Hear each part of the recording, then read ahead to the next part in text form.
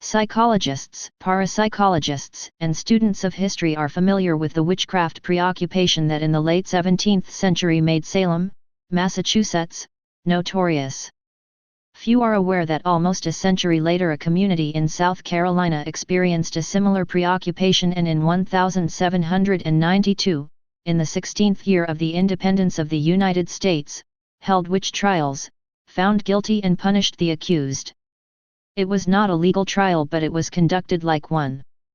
If the story ever has been published, I can find no reference to it, but it is preserved as part of a manuscript, History of Fairfield County, South Carolina, written sometime before 1854 by Philip Edward Pearson, who emigrated from Fairfield County to Matagorda, Texas, and died there that year.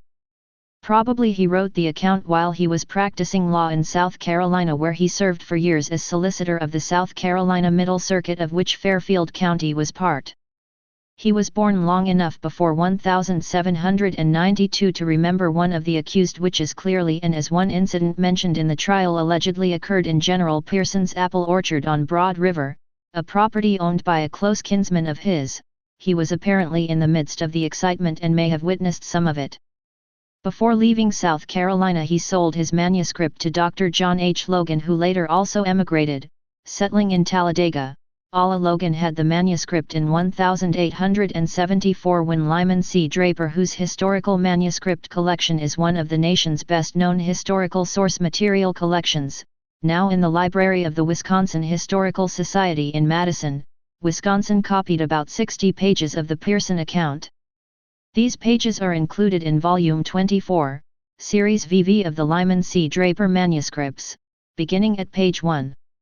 Aside from a contemporary news item in the South Carolina Gazette in which the witches are all described as over 80 years old, and possibly in the court records at Camden, SC, because of the suit brought by Mary Engelman against John Crossland, there is little likelihood of other documentation.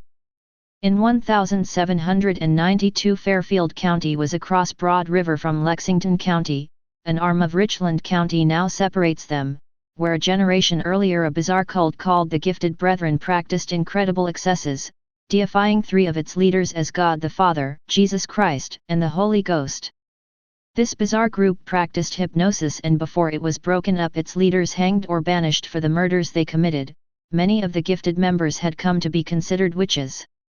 Colonial records suggest that Mary Engelman was a native of Lexington or a member of a family who had lived there, and it seems possible that the imputation of witchcraft followed her when she moved to Fairfield, about 20 miles from the headquarters of the Gifted Brethren. In any case, she was the principal one of the accused, the others being an old Mr. Harding and his wife and an old crone named Sally Smith. Lawyer Pearson stated that from the time of the first settlement of Fairfield there always had been persons reputed to be witches living there, but that up to 1792 their activities had been considered harmless, more in the nature of white hex than of black magic. In 1792, however, a number of strange phenomena occurred. Women began to act possessed. Presently about 1 person in 20 yielded to unreason and organized to stamp out witchcraft. Apparently, they realized they might be held accountable for their acts, for in assembling their evidence they took depositions and also kept written records of the testimony at the trial of the 4 accused. Pearson had access to these depositions and the testimony, and repeats enough of it to allow reconstruction of a few of the incidents on which the charges were based. The judge chosen to decide the case was a respectable planter, Thomas Hill, whose home was 5 miles from Winsboro. He was a slaveholder and a man of considerable property. The accused were brought to his plantation for trial, Mary Engelman from a distance of about 15 miles. A jury was selected, and John Crossland, a poor man, apparently young and strong and perhaps a tenant on Hill's land, was named sheriff and executioner. The trial was conducted at night in a hut or outbuilding on the Hill plantation. Mary Engelman was accused by Rosie Henley and her sister of having placed a spell on them. Of the two, Rosie was the worst affected, and the evidence suggests that she was psychically disturbed if not actually possessed by devils. The manuscript reads, "Lying in her bed, she could not be prevented by the utmost exertions of 4 strong men from rising up and clinging to the ceiling. They were both bitten on the neck and shoulders and stuck over with pins and splinters. Their case was dreadful. Anyone can fake, and 2 sisters could bite each other unobserved, and if they were willing to undergo the discomfort, could stick pins and splinters into themselves or each other. But it is hardly possible to fake a levitation convincingly enough to withstand the efforts of 4 strong men to prevent it, and equally difficult to give the impression of clinging to a ceiling while 4 men attempt to pull one down. There seem to be only 2 possibilities: the individual supposed to be levitating, the 4 strong men, and all witnesses were hypnotized and conditioned by a suggestion to believe there was a levitation. Or the levitation actually occurred. It is not possible to say whether autosuggestion could or could not simultaneously control the participants and witnesses of a supposed levitation. Hex and voodoo seem to utilize telepathic suggestion in a way which makes this possible, but from admitting this, it is only a short step to believing witchcraft. Rosie Henley may have been unconsciously overwhelming the sense impressions of those around her and filling their consciousness with the fantasies of her own mind, but the psychic energy necessary to cause this probably could produce an actual levitation just as readily. Whether Mary Engelman had any part in it at all seems doubtful. Pearson makes it clear that he believed the levitations occurred. In fact, a wizard not brought to trial, one Joe Fairs of Lower Fairfield, was accused of affecting Toe of Drury Walker's daughters in the same manner. Pearson said, "It took 4 strong men to prevent her, the worse afflicted one, from rising out of her bed to the ceiling. Sometimes she would rise up the wall, slide across the ceiling and descend the opposite wall without injury." There was no doubt as to these phenomena at Walker's. For a circuit court lawyer to risk his reputation by making such a statement indicates he had complete confidence in the truth of those who reported these levitations. He also must have believed persons still living could and would verify his claim. Aside from the levitation of the Henley and Walker sisters, the most unusual phenomena occurred in the case of Willing Haw alias Martha Hawley. She testified that after Mary Engelman bewitched her, she put up, vomited, balls of hair with pins sticking out, was all over the neck and shoulders stuck full of pins and splinters, and deprived of all peace and comfort. The other testimony reads like all testimony in witch trials for as far back as records go. Adam Free, Mary Engelman's son by a previous marriage, testified that his mother once asked him for one of his cows. When he refused, Mary immediately cast a spell on it, causing it to spring up convulsively, fall and break its neck. His son, Jacob Free, testified that his grandmother once turned him into a horse and rode him to Pearson's apple orchard on Broad River 6 miles from his home. The manuscript relates quaintly, while she was filling her bag with apples, his eye was attracted by the beautiful red apples that hung over him. He put up his long horse head to obtain a stealthy supply, and while he was attempting to do so, she drove a punch into his cheek, from the effects of which he did not soon recover.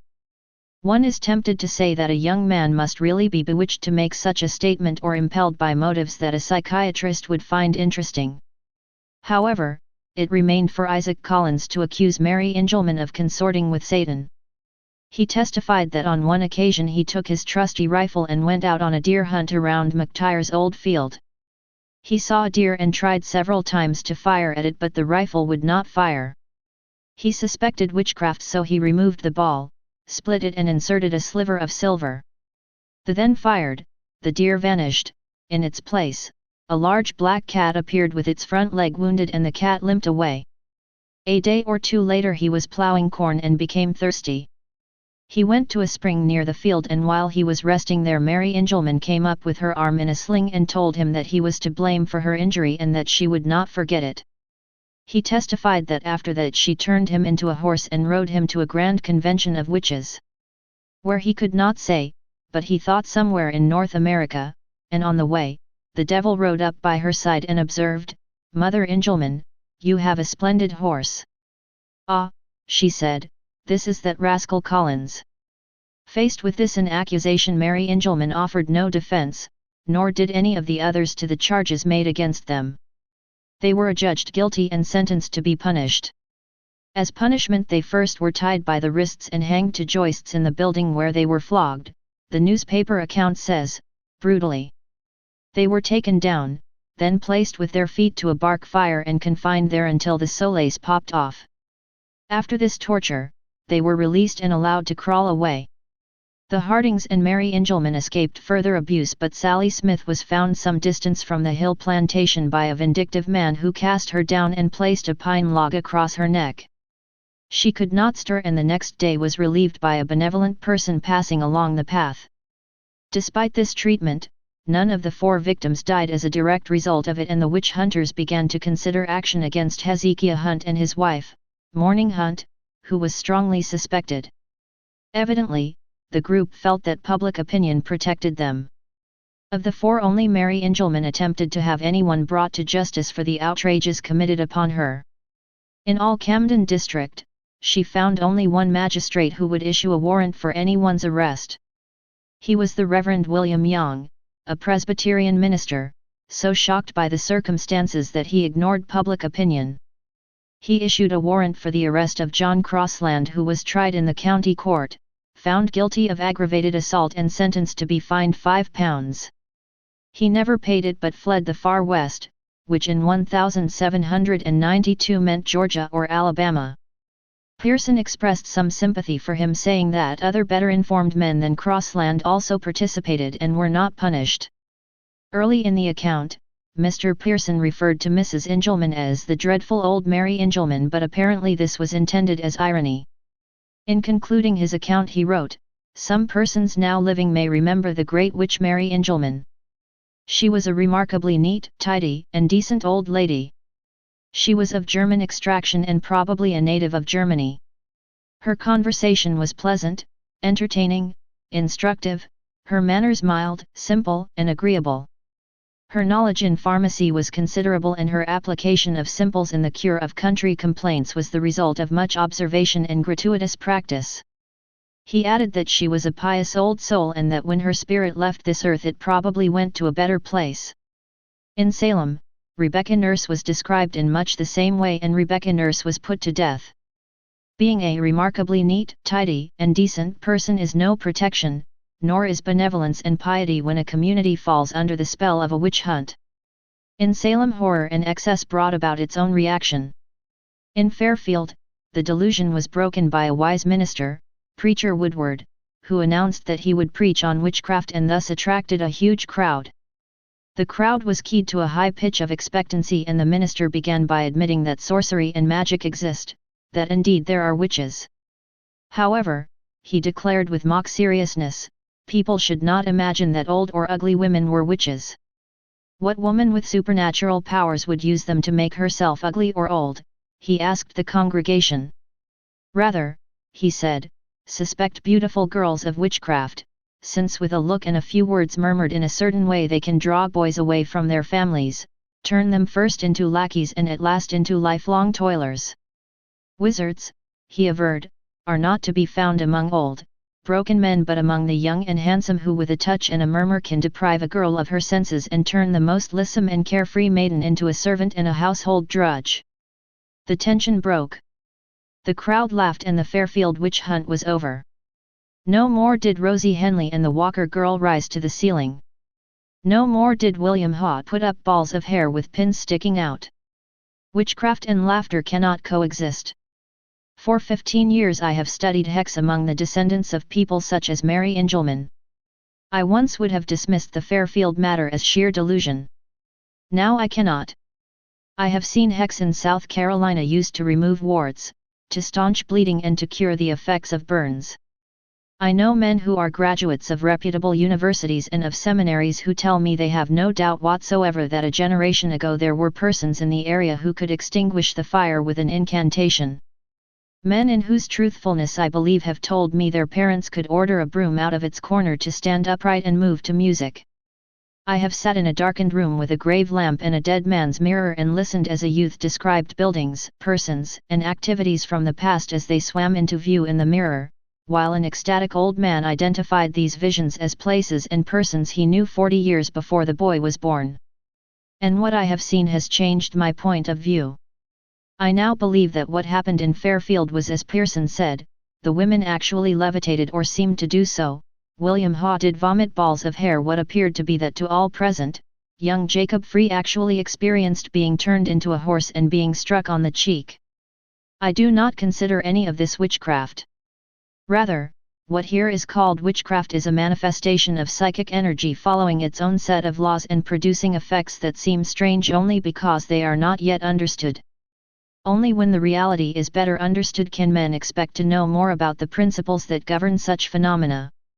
Fortunately, man's comprehension of the nature of reality is widening every day and pioneers in the field already have made great advances. At Yale University, the Foundation for Integrative Education works tirelessly in this direction.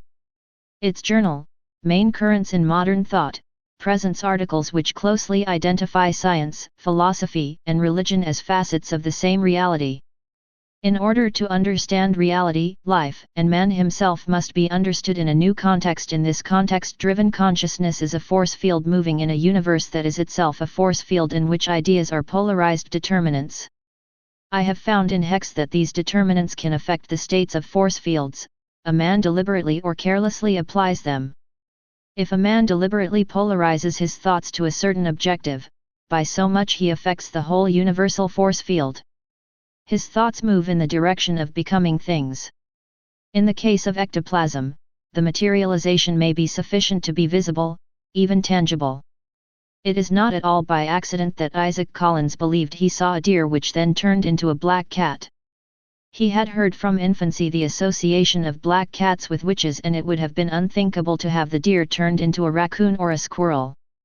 There is a monotonous sameness about the transformations.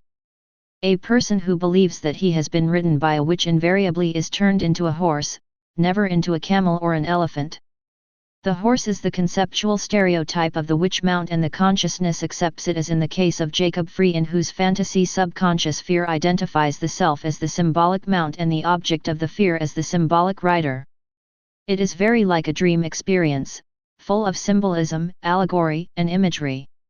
Collins was polarized to attract a strange company of images.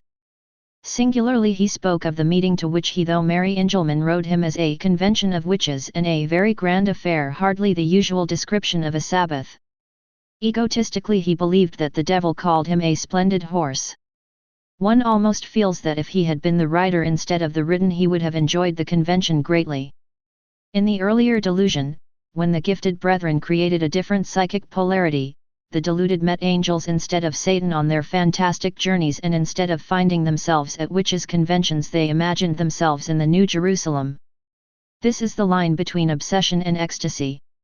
One is compelled to believe that if one enters the psychic world, one's polarity determines whether one's experiences will be with devils or with saints. The Fairfield Incident should not be regarded as only a footnote to history, nor dismissed as the delusion of ignorant frontiersmen. Its phenomena merit study. Hex, magic, religion, all are dependent upon the polarizing effect of concepts. A hex incantation, a prayer, a grave lamp, a sanctuary light, all of these can alter human force fields and polarize them, presumably to some degree universally. I believe a man or woman can exercise a very considerable control over this experience. Stay paranoid, my friends.